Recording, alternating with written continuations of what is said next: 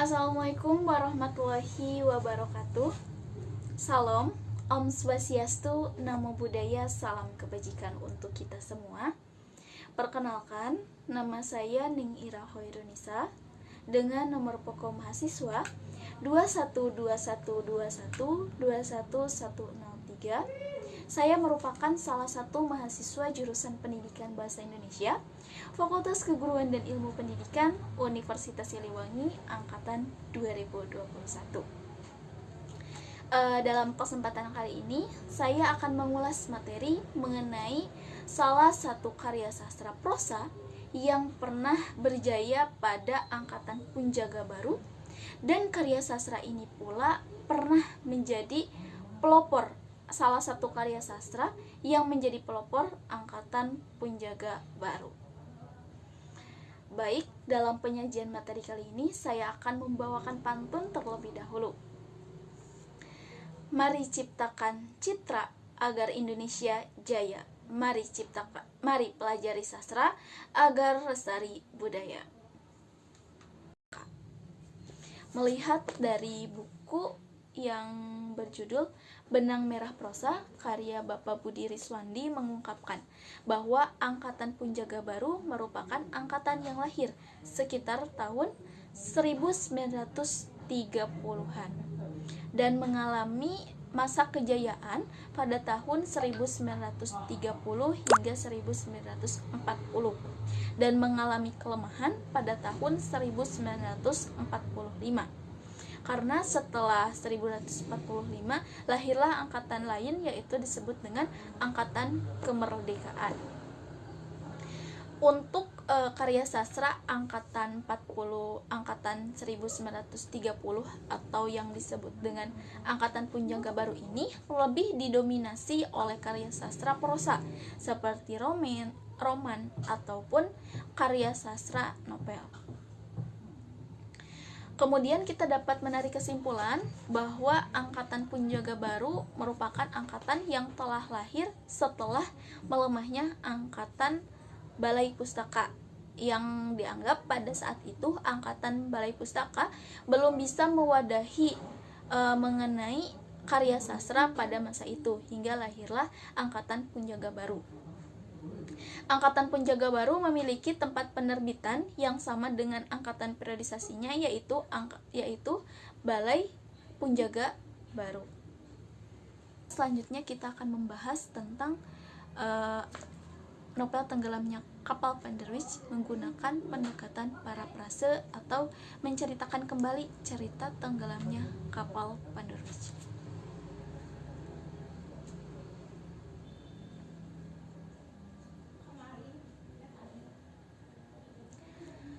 Novel Tenggelamnya Kapal Panderwich karya Hamka. Cerita ini menceritakan sebuah kisah seorang pemuda yatim piatu yang ibunya merupakan keturunan dari orang tua suku Bugis dan ayahnya berasal dari Minang, yaitu bernama Jainuddin. Ia mencintai seorang wanita terpandang di Minang yang bernama Hayati. Kisah cinta keduanya tak sampai karena Jainuddin dipandang memiliki keturunan yang rendah dan tidak memiliki harta.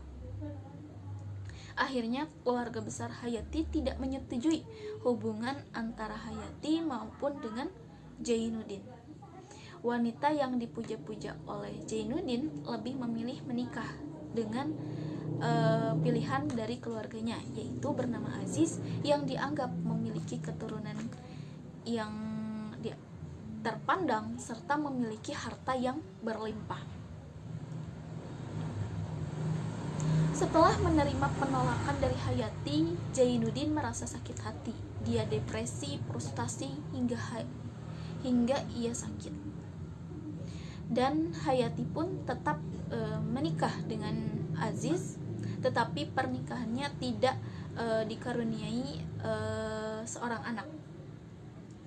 Beberapa tahun kemudian, akhirnya Jainuddin bangkit dan ia memilih merantau keluar kota bersama Bang Mulu.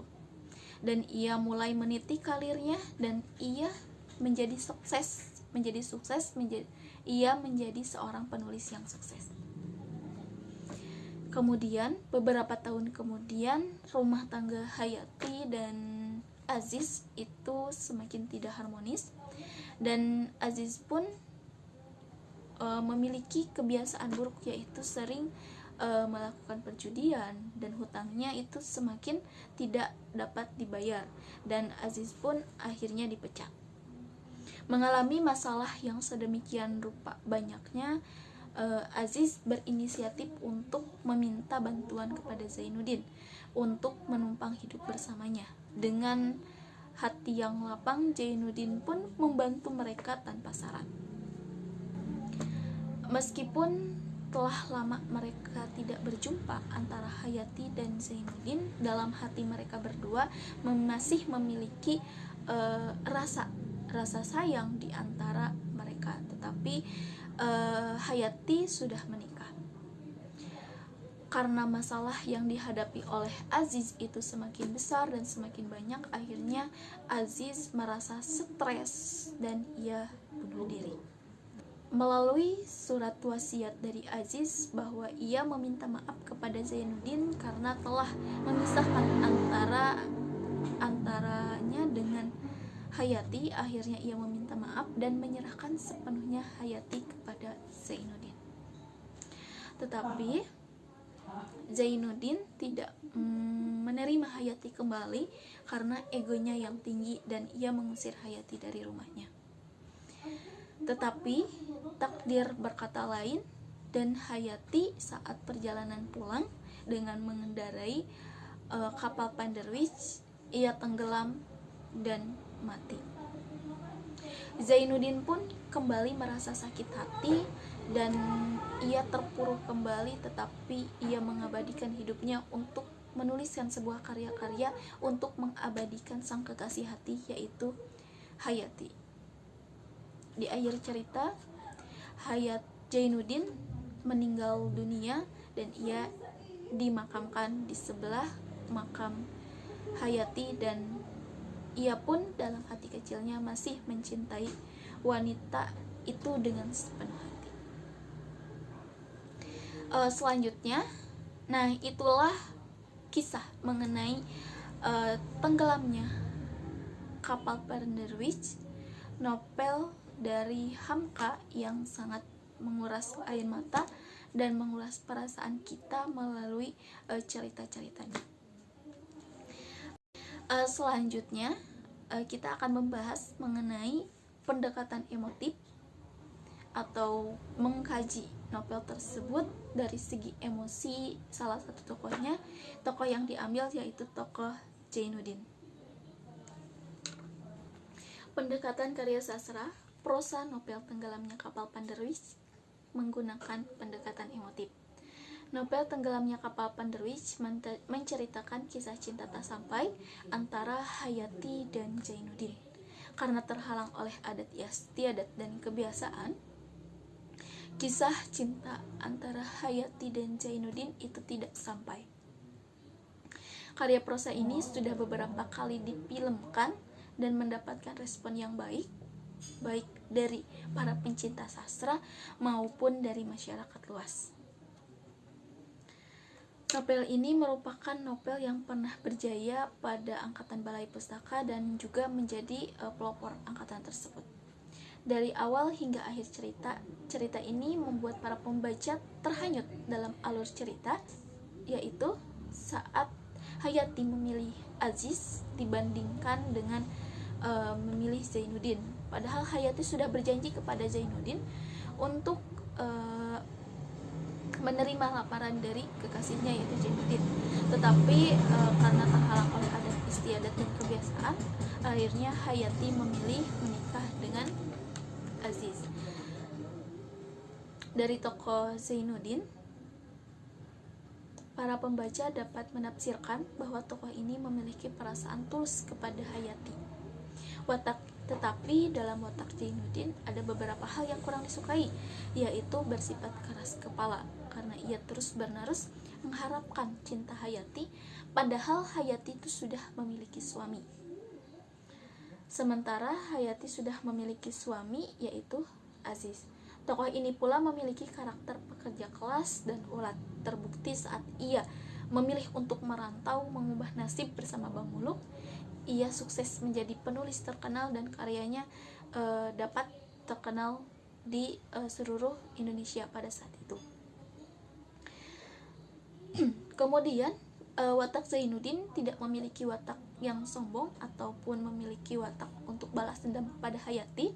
Hal ini terbukti ketika Aziz meminta tolong Zainuddin dengan senang hati membantu Hayati dan Aziz saat keluarga mereka terkena masalah. Selain itu, yang menjadi bagian menarik emosi para pembaca saat diam-diam tokoh Hayati dan Zainuddin dalam hati kecilnya masih memiliki rasa cinta dan sayang di antara keduanya meskipun telah lama tak berjumpa. Namun karena ego Zainuddin,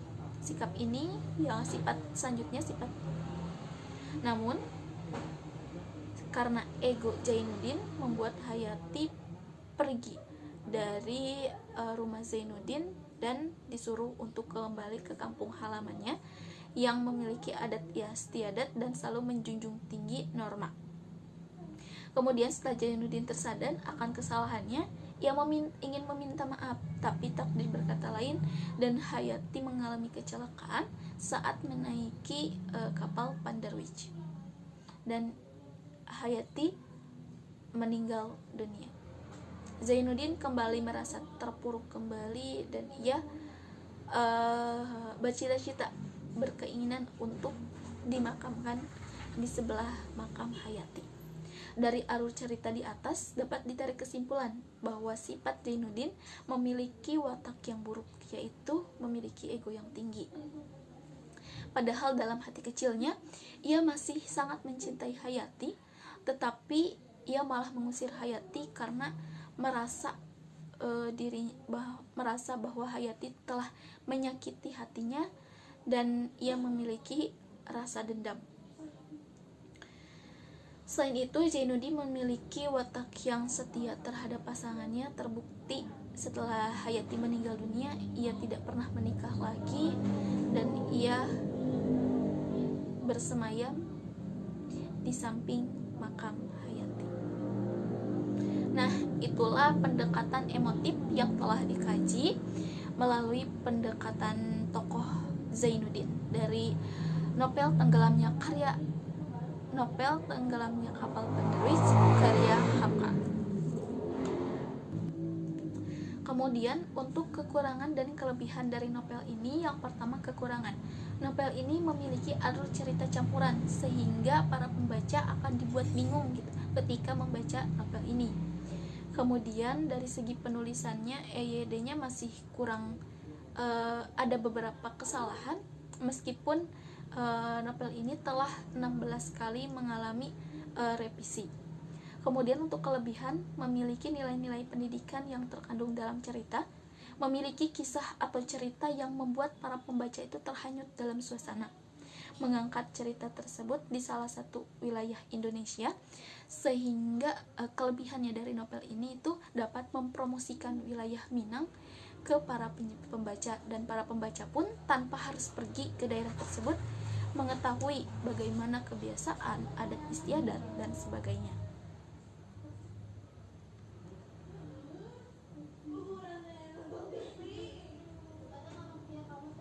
Nah, itulah materi mengenai salah satu karya sastra prosa, Tenggelamnya Kapal Pandarwich karya Hamka.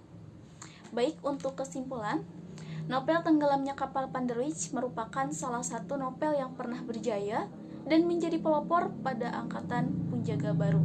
Semoga yang menonton video ini dapat tertarik untuk mempelajari novel-novel yang lainnya seperti novel angkatan Punjaga Baru, novel Balai Pustaka, dan sebagainya. Karena dari setiap angkatan memiliki karya-karya yang karakter serta tema yang berbeda. Kemudian pendekatan yang dilakukan untuk mengkaji novel ini, yang pertama itu menggunakan parafrase. Kemudian yang kedua, mengkaji novel ini menggunakan pendekatan emotif. Pendekatan yang dilakukan dengan pendekatan emotif ini adalah dengan mengkaji salah satu karakter emosional, yaitu tokoh Jainuddin yang telah dijelaskan tadi. Sekian yang dapat saya sampaikan. Mohon maaf apabila ada kekurangan. Wassalamualaikum warahmatullahi wabarakatuh.